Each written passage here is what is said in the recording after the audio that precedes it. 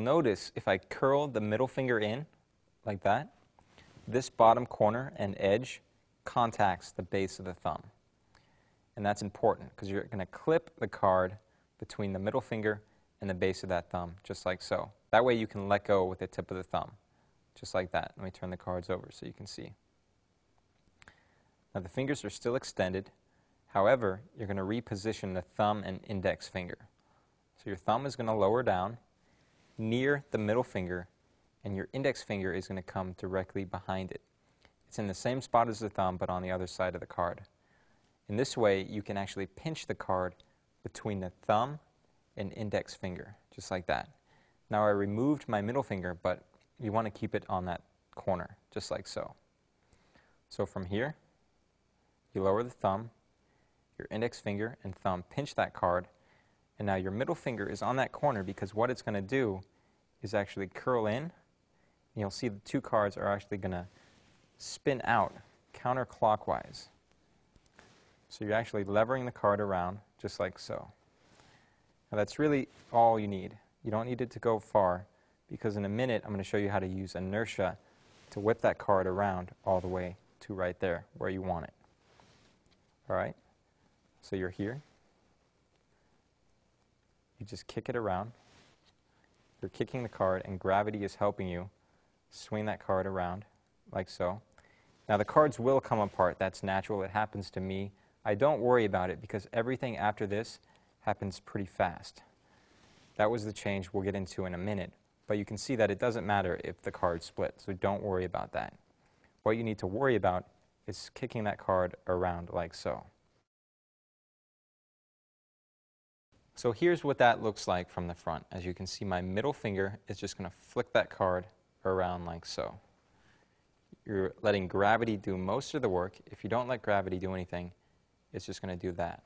So hold the cards loosely.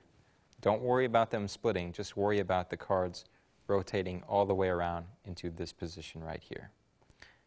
And you'll end clipping the card or pinching the card between the thumb and middle index finger, like so. So once again, that's all you need. Again, don't worry about them splitting. That's not important. All right, so now let's move into the change. Okay, so we've learned everything up until this point. Now you'll notice my middle finger and other fingers are extended. I'm still clipping that double between the thumb and index finger. Now your middle finger is going to curl around the top of the card directly above the index finger, if you can see that. Now I'm going to remove my thumb just a minute so you can see how those cards are clipped between the middle finger on top and index finger underneath. Now you're going to keep your thumb there, however, and you're just going to lift those cards up slightly by moving them with those two fingers. As you can see, that's all you're doing. It's a very small action, just like that. And you're going to place them or position them into a tenkai palm, which looks like this. That's tenkai. So your thumb is holding the cards along one of the long edges, more towards the corner, like so, and the opposite long edge is held along the palm, just like so.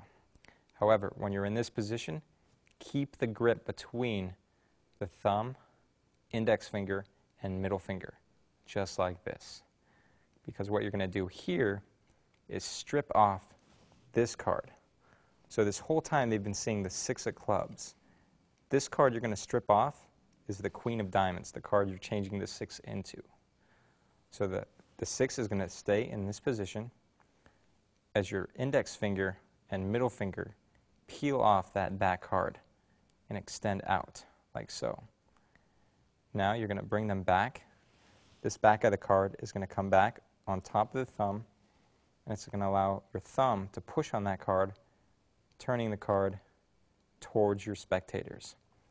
So it will end perpendicular to this card in tenkai, the 6 of clubs. So from the front, this is what it looks like. You have the card, the 2 cards in tenkai. Your index finger and middle finger are pinching the upper edge of the cards, like so. And you're going to peel out that back card, okay? Like this. The 6 of clubs is going to stay in the Tenkai palm. So you peel out the Queen of diamonds, like so. You're going to extend the index finger and the middle finger out, and then you're going to bring it back around so it comes above the thumb, and then you're going to just rotate it around so your spectators can see it.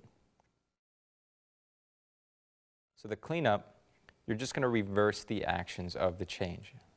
So you have this card, the Queen of diamonds, still clipped between the middle finger and index finger, okay?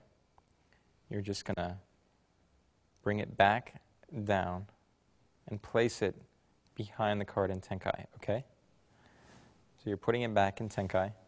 And now I would normally have the deck in my left hand, so you can just come over with your right hand, those 2 cards, and just turn them over end for end back on top of the deck, squaring everything. And that's it. You've completed the Jones change. And that's the basic technique. So I hope you were able to understand, and I hope you can learn it.